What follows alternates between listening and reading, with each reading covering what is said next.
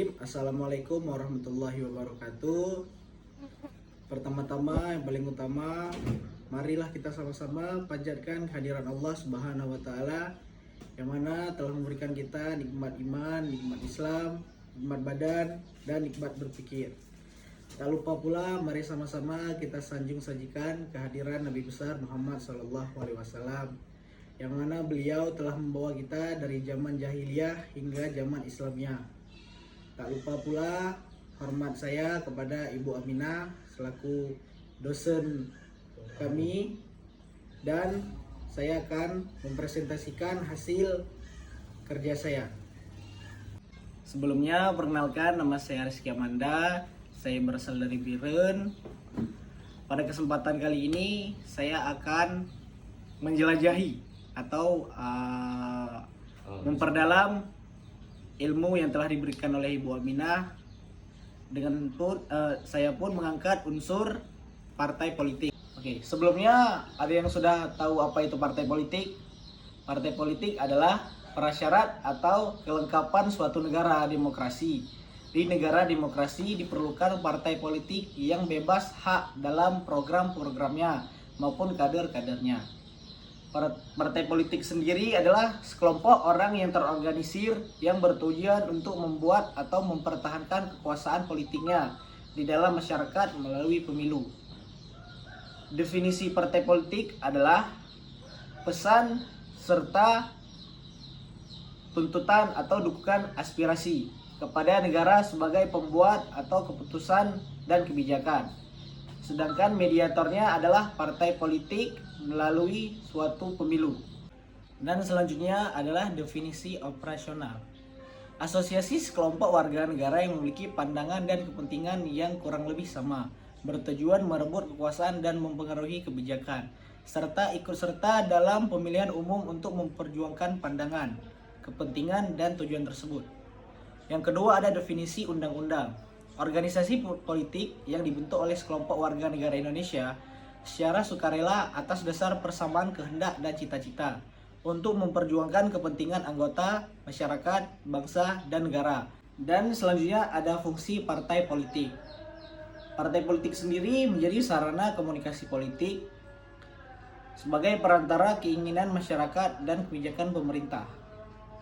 Sarana sosialisasi politik, menanamkan nilai-nilai norma-norma yang baik dalam politik, dan menjadi sarana rekrutmen politik, menarik dan mengambil tenaga potensial didirikan kader politik untuk kemudian dijadikan pemimpin.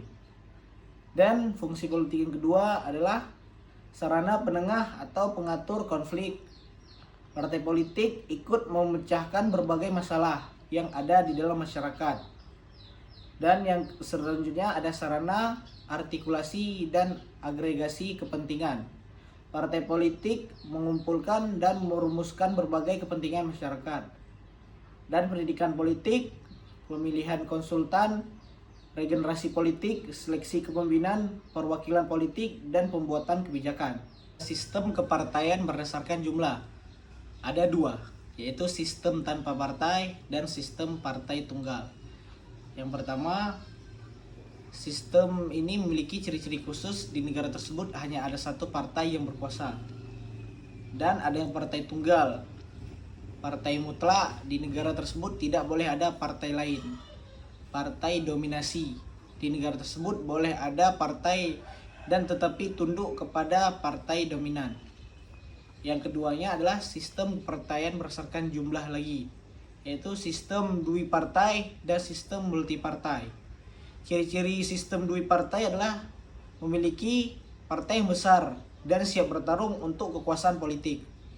Ciri-cirinya berkuasa, partai yang sering menang, oposisi, atau yang sering kalah. Kalau sistem multipartai memiliki ciri-ciri seperti banyak partai, koalisi, dan kawan-kawannya yang lain.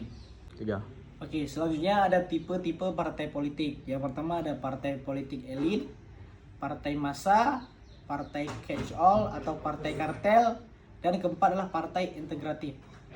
Sistem kepartaian adalah pola kompetisi untuk terus-menerus bersifat stabil yang selalu tampak di setiap kompetisi pemilu tiap negara.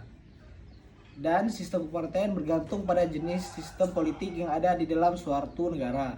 Selain itu, ia juga bergantung pada kemajemukan suku, agama, ekonomi, dan aliran politik yang ada semakin besar derajat perbedaannya. Dan selanjutnya ada aspek-aspek penting dalam sistem kepartaian. Yang pertama ada jumlah partai politik yang berdiri serta jumlah partai yang berfungsi secara efektif. Kedua, ada kemudahan pembentukan dan pembubaran partai. Yang ketiga, ada tingkat fragmentasi kekuatan antar partai politik. Yang keempat, ada tingkat kompetisi antar partai. Yang kelima, ada tingkat kemauan partai dan memelihara dukungan. Dan yang keenam adalah praktik demokrasi di dalam partai.